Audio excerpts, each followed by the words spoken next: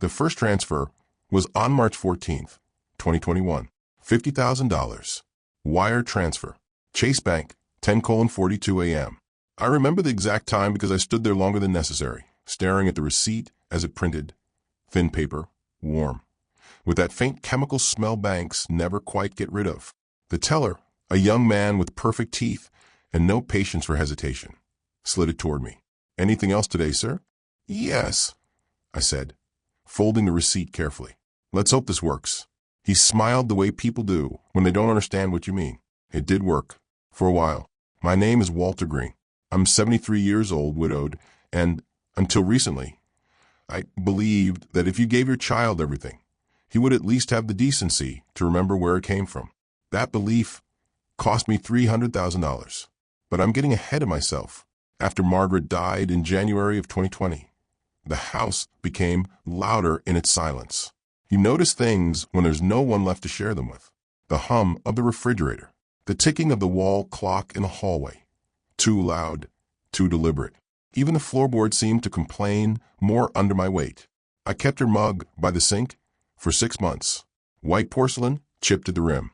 "World's best teacher," it said. She wasn't, but she liked the sentiment. Daniel started visiting more often after the funeral. My son, 41 years old, always in motion, always talking about the next opportunity. "Dad, you shouldn't be alone like this," he said one evening in February, standing in my kitchen, scrolling through his phone while I fried eggs I didn't intend to eat. "It's not healthy." "I've been alone before," I replied. "Your mother used to go visit her sister for weeks." "That's different," he waved it off. "You had someone to come back to."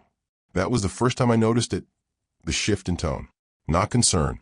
Calculation wrapped in concern. At the time, I told myself I was imagining things. Grief does that. Makes you suspicious of shadows. He started bringing coffee from that overpriced place on 8th Street. Double espresso, no sugar. "You need to get out more," he'd say, placing it on the table. "Or at least do something. Sitting here all day, it's not you." "I'm 73, Daniel." And he leaned forward. Colonel Sanders started KFC in his 60s. "I'm not frying chicken." "Not chicken," he smiled. "Cars." That was how it began. The idea was simple. Too simple, perhaps. A mid-range auto repair and detailing shop. Not glamorous, not risky, recession-proof, as Daniel called it. People always need their cars fixed. "I've already found location," he said, sliding his tablet across the table. "Lease is $4,800 a month. Great traffic. Near the interstate." The photos looked clean. Fresh paint, wide garage doors, polished concrete floors. Too polished, I thought, for something that was supposed to make money. "And how much?" I asked. "Initial investment? About $180,000 to get started properly." "Properly," I repeated. "Equipment, permits, insurance. First 3 months operating expenses. I've done the math." He always had done the math. Even as a boy, he'd count his Halloween candy before eating it, making little piles, trading strategically with other kids. "What are you putting in?" I asked. He hesitated. Just a fraction of a second. "I've got about $20,000 liquid. The rest is tied up." "Tied up where?" "Investments. Crypto mostly. It's not a good time to pull out." I nodded slowly, though I didn't understand half of what he said. Crypto. Another word for something that disappears when you need it. "And you want me to cover the difference?" "I want you to invest, Dad," he corrected gently. "Not give. Invest. There's a difference, you see. One sounds like love. The other sounds like paperwork." The second transfer was on April 2nd, 2021. $75,000. Same bank, point 11:15 a.m. By then, I had seen the lease agreement. Signed. His name on it. Not mine. Just temporary, he assured me. "We'll restructure once things are up and running." "We," a small word, very useful when asking for large sums of money. I started visiting the location twice a week. Old habits die hard. I spent 46 years as an electrical engineer.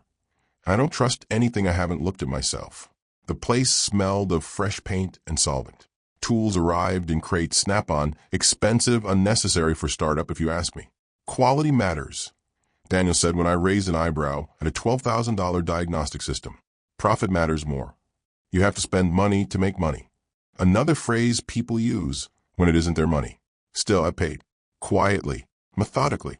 $32,000 for lifts. $18,500 for initial inventory. $9,200 for signage. Bright red letters that said Green Auto Solutions, though I noticed my name was smaller than his on the paperwork. By June, I had transferred a total of $213,700. I kept every receipt in a folder, blue leather-bound. Margaret bought it for me in 2008. For important things, she said. I suppose she was right. The shop opened on July 12, 2021. There was a small ceremony. Balloons. Cheap champagne. Daniel's wife, Melissa, wore a white blazer that probably cost more than my monthly groceries. We couldn't have done this without Dad, Daniel announced, raising a glass. Polite applause. A few nods. Someone said, "That's what family is for." Melissa kissed me on the cheek. "You're such a blessing," she said. Blessing.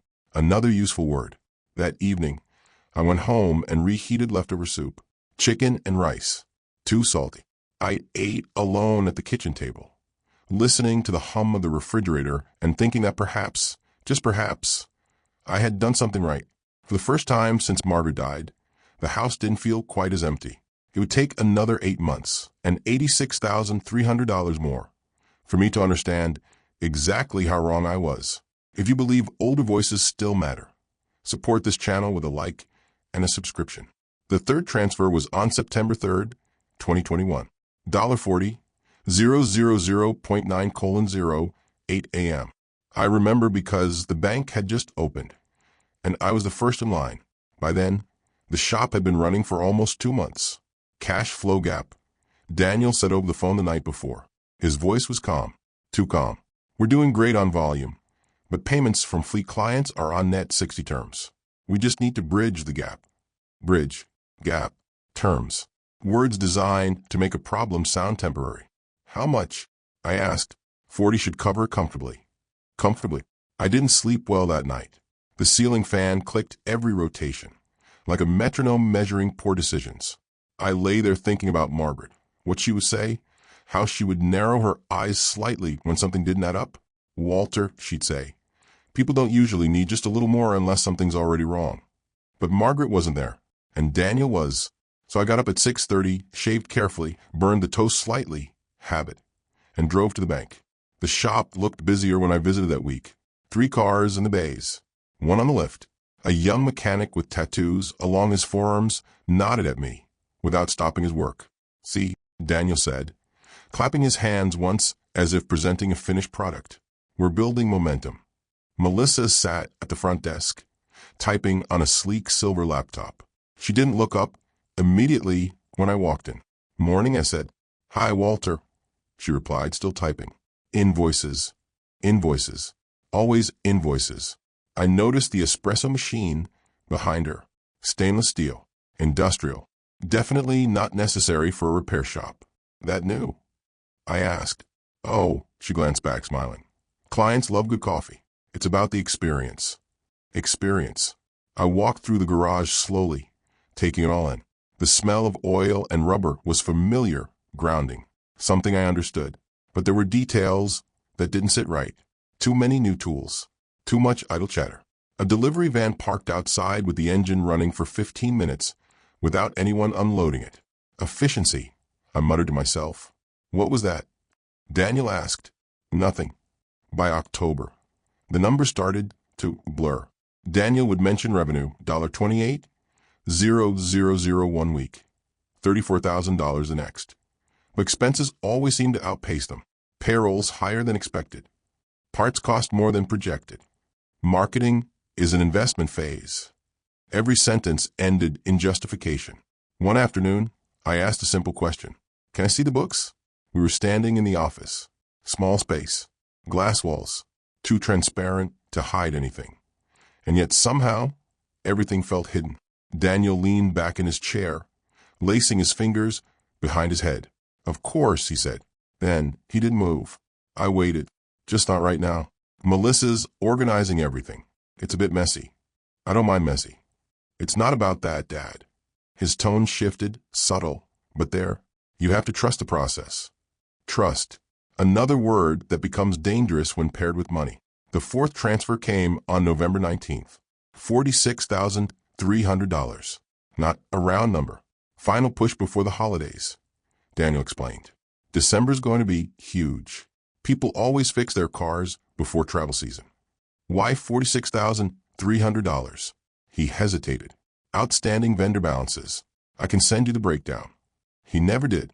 That same week, I noticed Melissa's car had changed. A white Lexus SUV. New. Temporary plates still on. Nice car, I said casually when she pulled into the lot. Oh, this, she smiled a little too quickly. Lease. Great deal. Of course. That evening, I went home and opened the blue folder. Spread the receipts across the kitchen table. Neat lines. Dates. Amounts. $50,000. $75,000. $32,000. $18,500. $9,200. $40,000. $46,300. The total sat there like a quiet accusation. $270,000. I made myself a sandwich. Ham, mustard, slightly stale bread. Ate half of it standing by the sink. The refrigerator hummed. The clock ticked. And for the first time, a thought appeared. Not loud, not dramatic, just precise. Where is the money actually going? December came with decorations. Melissa insisted on a Christmas tree in the office. Tall, artificial, perfectly symmetrical. Brand image, she said. People trust businesses that feel warm. Warm. I stood there one afternoon watching her adjust ornaments while two mechanics argued over a delayed parts order. Did we pay the supplier? One of them asked. I don't know, the other shrugged. Ask Daniel. I did. Everything's under control, he said, not looking up from his phone. Are we behind on payments? No. Too quick. Then why are they asking? He sighed, finally meeting my eyes. Dad, you're overthinking this. It's a startup. There's always noise. Noise. I nodded slowly. Of course. But that night, I didn't sleep at all. I sat in the living room, lights off, Margaret's mug in my hand, empty, and listened to the house breathe around me. At 2:17 a.m., I made a decision. The next morning, instead of going to the shop, I went somewhere else. A small office on Maple Street, 3rd floor, brass plaque on the door. Henderson and Cole, CPA. Margaret used to say, if you want the truth, don't ask family. Ask someone who charges by the hour. I knocked, and for the first time since March 14th, 2021, I decided I wanted to see everything. Henderson and Cole smelled like old paper and fresh coffee. The honest kind, not the decorative machine Melissa had installed for client experience. A woman in her 50s greeted me at the front desk. Glasses on a chain. No-nonsense eyes. Appointment, she asked. No, I said, but I have a problem worth paying for. That seemed to be the right answer. An hour later, I was sitting across from Richard Cole himself. Mid-60s, gray suit, hands that moved slowly but deliberately. The kind of man who didn't waste motion or words. You said your son is running the business? He asked, flipping through the documents I had brought. Yes.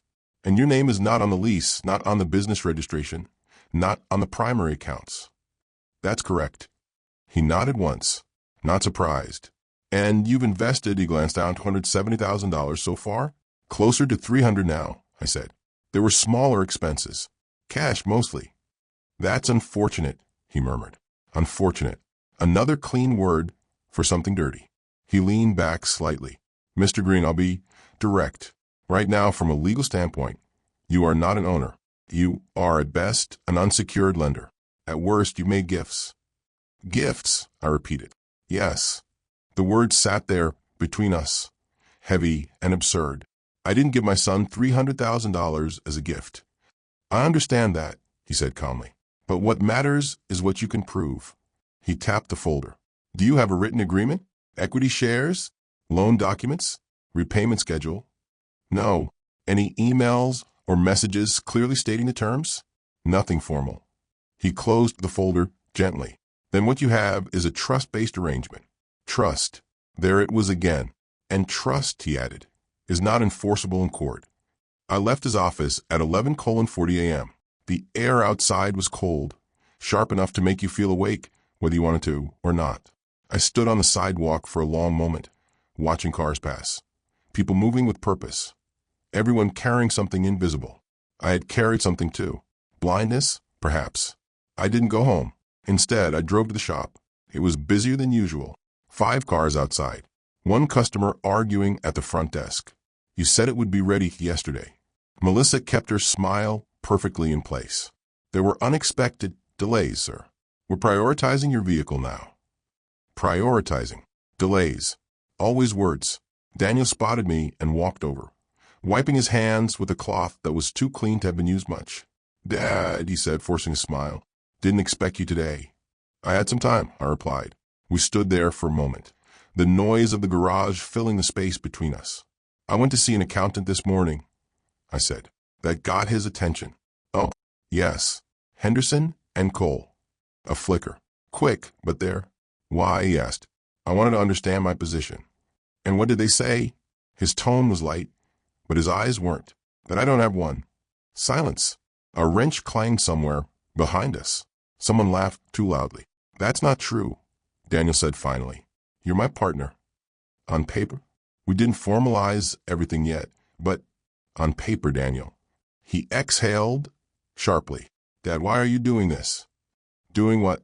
This interrogation. You think I'm cheating you. I looked at him, really looked. The same face I had seen as a boy. The same eyes that used to light up when I brought home takeout on Fridays. The same hands I had held when he crossed the street. I don't think, I said quietly. I'm trying to understand. He shook his head, frustrated. This is exactly why I didn't want to involve you in the details. You get stuck in technicalities instead of seeing the big picture. $300,000 is not a technicality. It's an investment. In what? In us, he snapped. Then softer, in our future. I let that word hang. Then show me, I said.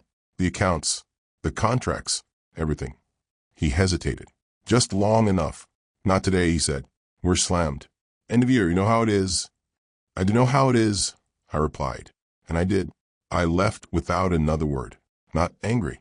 Not yet. Just clearer. The next morning, I returned. 9:15 a.m. Earlier than usual. The parking lot was half empty. The garage doors were closed. I walked up to the front entrance and reached for the handle. Locked. I frowned. Checked my watch. Too early, I thought. Then I noticed something else. A small sign taped to the glass. Printed. Clean. Under new management. Please direct all inquiries to Green Auto Solutions, LLC. I stared at it for a moment, not quite understanding why it felt wrong. Then I tried the handle again. Still locked. A man I didn't recognize approached from the side of the building. Tall. Broad shoulders. Security, perhaps. Can I help you, he asked. Yes, I said. I'm looking for Daniel Green. Do you have an appointment? Appointment. I'm his father. That's not what I asked. Short sentence. Firm. Something cold settled in my chest. I don't need an appointment, I said. This is my business. He looked at me for a long second. Then he shook his head. I'm sorry, sir. I've been instructed not to let anyone in without authorization. Authorization from who? Mr. Green. A pause. Daniel? Yes, sir. I felt it then. Not anger. Not yet. Something quieter. Something final. I took a step back and looked at the building. The fresh paint, the polished glass, the bright red letters. All of it suddenly distant. I see, I said. My voice sounded calm, almost polite. Inside my pocket, my phone felt heavier than usual. And for the first time since this began, I realized I wasn't standing at the entrance to my son's business. I was standing outside a locked door, and my name wasn't on the key. I didn't call him right away. That's the kind of mistake younger men make. Reacting too quickly, saying things that can't be unsaid. At 73, you learn the value of silence. It stretches. It reveals. Instead, I got into my car, closed the door carefully, and just sat there. 10:02 a.m.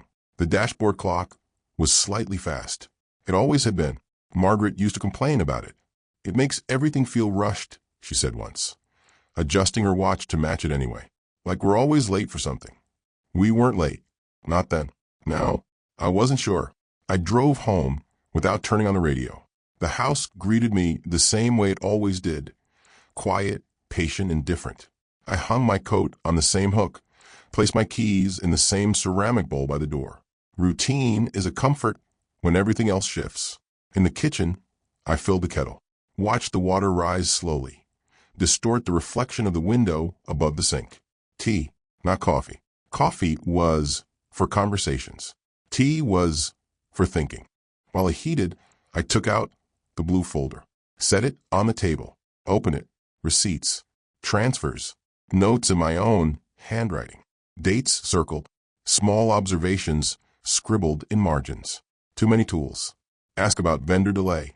Melissa, new car? I sat down. The kettle whistled. I ignored it. At 10:17 a.m., my phone rang. Daniel, of course. I let it ring twice before answering. Hello, Dad. His voice was tight, controlled. Why were you at the shop this morning? I visit sometimes, I said. You know that. You didn't tell me you were coming. I didn't realize I needed permission. A pause. That's not what this is about. No. I poured the hot water into the cup, watching the steam rise. Then what is it about? Another pause. Longer this time. You spoke to the security guy. I did. He said you were making a scene. I almost smiled. At my age, Daniel, even standing still looks like a scene to some people. This isn't funny.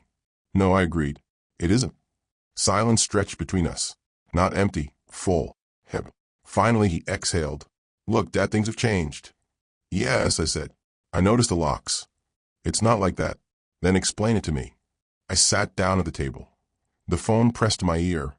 The blue folder open in front of me like evidence in a trial. We restructured, he said. For liability reasons. The business is growing. We needed a cleaner setup. Me, and Melissa. Of course. And where do I fit into this cleaner setup? You're still involved. In what capacity? Another hesitation. Advisor, he said finally. Advisor. I looked down at the numbers on the page.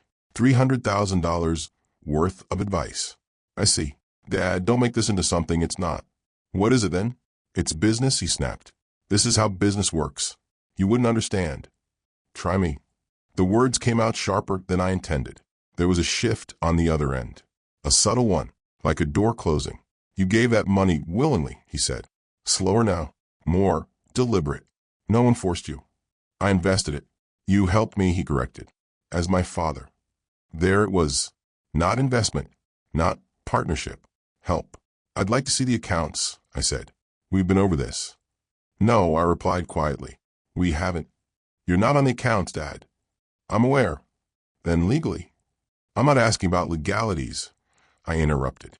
I'm asking as a man who funded your business. You funded my start, he said. That doesn't mean you own it. The room felt smaller suddenly, or perhaps clearer. So that's it, I said. That's your position. That's reality. Reality. Such a clean word for betrayal. We didn't raise our voices after that. There was no shouting. No dramatic accusations. Just clarity. You should have trusted me, he said at one point. I did, I replied. That's not what this looks like. I glanced at the folder again. It looks exactly like trust. When the call ended, I sat there for a long time. The tea had gone cold. I drank it anyway. Bitter. Appropriate. At 12:05 p.m., I called Henderson and Cole. Mr. Cole, I said when he picked up, I have a follow-up question. I suspected you might, he replied. If I'm not an owner, not a formal lender. Is there anything I am? A pause. Then, that depends, he said carefully. Did your son use your funds in ways that were misrepresented? I don't know yet. Then perhaps, he said, that's where you should start. That afternoon, I didn't go back to the shop. Instead, I went somewhere else. A small electronics store on Fifth Avenue. The kind that still sells practical things, recorders, storage devices. Cables no one under 40 knows how to use. I spent $129.99. Cash. The young cashier didn't ask questions. They rarely do. That evening, I sat in my living room, the device resting on the table in front of me. Small, black, unremarkable, like most important things. I turned it over in my hands, thinking about everything I had ignored, every hesitation I had dismissed, every moment I had chosen comfort over clarity. Margaret used to say, if something feels wrong quietly, it's because the truth doesn't need to shout. I pressed the power button. A small red light blinked to life. Steady, patient, waiting. And for the first time since I stood in front of that locked door, I stopped being a father trying to understand and became a man preparing to prove. The first recording happened 3 days later, December 14th, 2021.11:32 a.m. I didn't rush it. Timing, I've learned, matters more than intention. People reveal themselves not when you demand answers, but when they believe you've stopped asking. I called Daniel and kept my voice even. "I'd like to come by," I said. "Talk things through." A pause. "About what?" he asked. "About everything," I replied. "No arguments, just clarity." Another pause. I could almost hear him thinking. Not about me, but about risk. "Fine," he said finally, "but not at the shop." "Where, then?" "My place, 6 o'clock. Neutral ground in his mind. He was wrong. His house sat in a newer development on the north side. Identical lawns, identical mailboxes, identical lives pretending to be different. I had helped with the down payment 2 years earlier. $80,000. Another entry in the blue folder. Melissa opened the door. "Walter," she said, her smile precise. "Coming?" The house smelled like something artificial. Vanilla, perhaps. Too clean. Too curated. Daniel sat at the dining table. Laptop closed in front of him like a prop. "Dad," he nodded. No hug. No warmth. Just business. Good. I took off my coat, slowly, deliberately. The recorder sat in the inner pocket. Light. Invisible. I sat down. For a moment no one spoke. Then I began. "I want to understand where I stand," I said. Daniel leaned back in his chair. "We've been through this." "No," I said. "You've explained. I've listened. Now I want clarity." Melissa crossed her arms. "What exactly do you want, Walter?" she asked. Direct. I appreciated that. "I want to know," I said, looking at both of them, "whether you consider the $300,000 I provided to be an investment or a gift." Silence. A glance passed between them. Quick. Practiced. Daniel spoke first. "It was support," he said. "That's not what I asked. It's what it was." I nodded slowly. "So there was never any intention to give me equity in the business?" "It wasn't structured that way," he replied. "Was it ever going to be?" Another pause. "No," he said. Clean. Final. I felt something settle inside me. Not anger. Confirmation. "And the restructuring?" I continued. "The new entity. Green Auto Solutions, LLC. That standard," Melissa said quickly, "for liability protection." "And my role in that entity?" "You don't have one," Daniel said. Just like that. No hesitation this time. I leaned back slightly, studying them.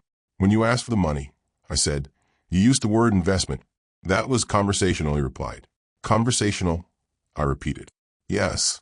I let the word sit there. "So when I transferred $50,000 on March 14th, I said, that was a conversation." Neither of them spoke. "And the $75,000 on April 2nd? Silence. "The $40,000 on September 3rd? Melissa shifted in her chair. "Walter, this is getting precise," I suggested. Daniel's jaw tightened. "You're trying to twist this," he said. "No," I replied calmly. "I'm trying to document it." That word changed something. Document. People become careful when they realize their words might outlive the moment. "Let's be clear," Daniel said, leaning forward. "You helped me as my father. There was no contract, no obligation. You chose to give that money. And you chose to take it," I said. "Yes.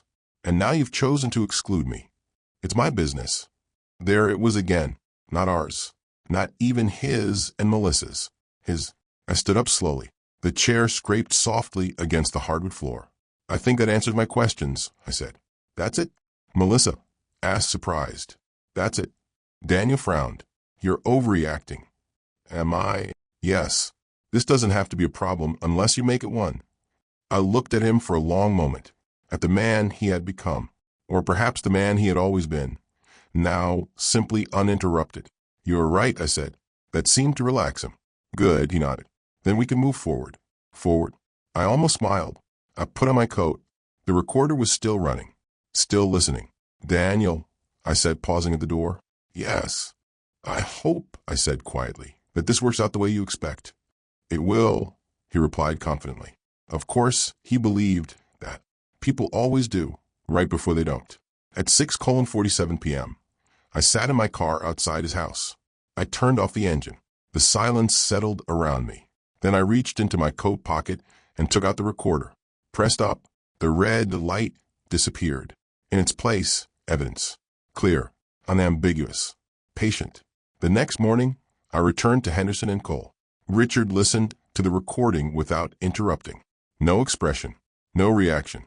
When it ended, he removed his glasses and placed them carefully on the desk. "Well," he said. "Well," I echoed.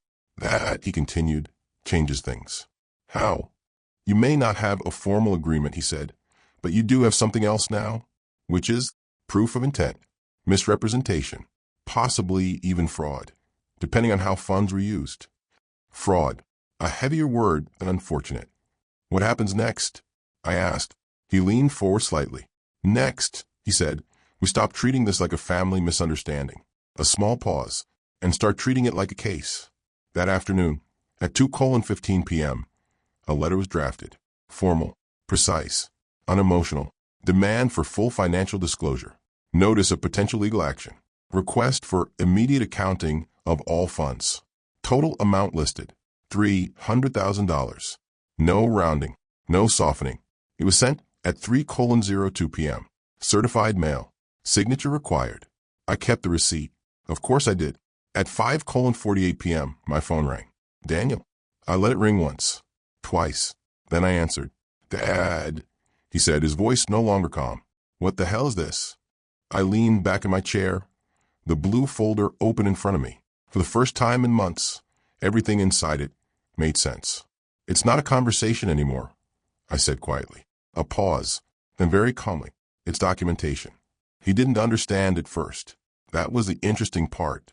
When people believe they're in control, they assume any resistance is temporary, emotional, irrational, something that can be smoothed over with the right tone or the right pressure. Daniel tried both. "Dad, you're making a mistake," he said on that first call after receiving the letter. "This is insane. You're threatening your own son over money." I sat at the kitchen table, the same place where I had signed transfer confirmations and eaten cold dinners and convinced myself everything was fine. "I'm not threatening you," I said. "I'm asking for an accounting." "It's the same thing." "No," I replied. "It's not." Silence, then a shift. "Melissa is really upset," he added, as if that should matter. "I imagine she is. You blindsided us." I looked down at the blue folder. March 14th, April 2nd, September 3rd. "I've been very gradual," I said. The documents arrived a week later. Not everything, not even close, but enough. Richard called me himself. "You should come in," he said. January 6th, 2022.1:10 p.m. I sat across from him again, the same office, the same smell of paper and coffee. Only this time, the folder in front of him wasn't mine. It was theirs. He opened it carefully. "They've provided partial bank statements," he said. "Operating account last 4 months. And he adjusted his glasses. "It's illuminating." He turned the pages toward me. Numbers, rows, transactions. At first glance, it looked like any small business account, payments in, expenses out. Then the details began to surface. $8,400, marketing consulting. $6,200, vehicle lease. $3,950, hospitality expenses. $12,000, owner distribution. "Owner," I said. "Yes," Richard nodded. "Daniel?" Another page. $18,500, transfer to personal account. $9,700, home improvement. $5,300, travel Miami. I stared at the numbers. "They said they were struggling with cash flow," I said quietly. "They were," Richard replied. "Just not in the way you were told." He flipped to another page. "And this," he added, tapping a line. $46,300, incoming transfer. November 19th. My money followed. 3 days later, by $25,000, transfer to Melissa Green. $10,000, cash withdrawal. $7,800, luxury auto leasing. I exhaled slowly. Not anger, not surprise, recognition. "They used it," I said. "Yes." "For themselves?" "Yes." "And they told me it was for the business?" "Yes." Richard closed the folder. "That," he said, "is where this stops being complicated." The next steps moved quickly, faster than Daniel expected, faster than I had expected, if I'm honest. Legal language has a way of accelerating reality. January 18th, 2022. A formal complaint was filed. Misrepresentation, financial abuse, civil fraud, precise terms, heavy ones, attached, bank transfer records, communication logs, the recording, especially the recording. He called that night, not angry this time, panicked. "Dad," he said, his voice unsteady. "What are you doing?" "Proceeding," I replied. "You're going to destroy everything." I thought about that. The shop, the house, the carefully constructed life built, at least in part, with my money. "No," I said. "I'm documenting what you built. You don't understand how this works." "I understand exactly how it works." A pause, then softer. "We can fix this." Fix. An interesting word. "How?" I asked. "I'll pay you back," he said quickly. "We'll work something out. Just stop this before it goes further." $300,000? I asked. "Yes." "When?" Silence. "I need time." "Of course you do," I said. The hearing wasn't dramatic. People expect shouting, accusations, some kind of theatrical confrontation. Reality is quieter, colder. March 3rd, 2022.9:30 a.m. A small courtroom. Fluorescent lights. Neutral walls. Daniel sat across from me, suit pressed, face pale. Melissa, beside him, still composed, but tighter now, controlled in a different way. Their attorney spoke in careful phrases. Family, misunderstanding. Informal support. No explicit agreement. Richard responded with fewer words. Recorded admission. Pattern of transfers. Documented misrepresentation. He didn't raise his voice. He didn't need to. At one point, Daniel looked at me, not with anger, not even with resentment, with something else, confusion, as if he genuinely couldn't understand how we had ended up here. That, more than anything, told me everything I needed to know. The ruling came 2 weeks later. Not everything, not immediately, but enough. Court ordered financial restitution, asset review, temporary freeze on certain accounts. Pressure, real pressure.